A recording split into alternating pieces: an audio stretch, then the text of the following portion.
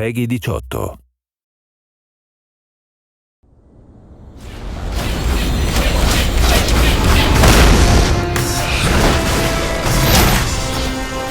There's nothing better than encountering a monster and just having a hell of a time trying to kill it.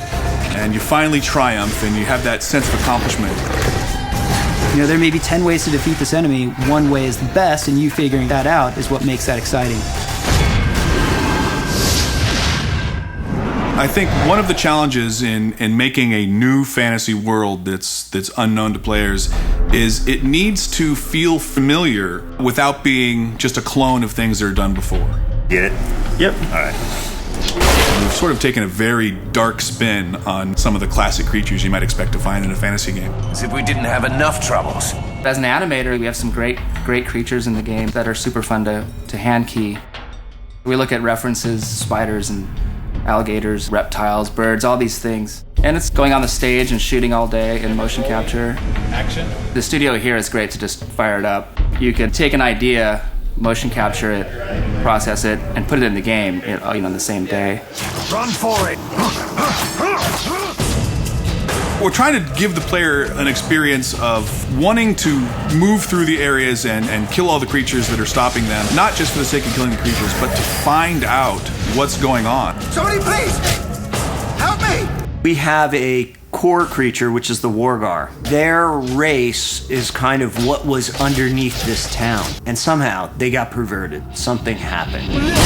They're kind of reptilian looking, and we kind of just try to creep them out a little bit, so you look at tarantulas and just get that kind of feel. Their deepest desire is to become like spiders. As you fight them, you start to see more and more strange variations on them, until eventually you come upon an infected. And an infected has actual spider legs. You come up to him and you start to realize, hey, this guy's got magic. And he's also teleporting all over the place. So you're like, you're just about to shoot him and he goes off to another place. Fast, threatening, super intense, kind of creepy, pretty effective.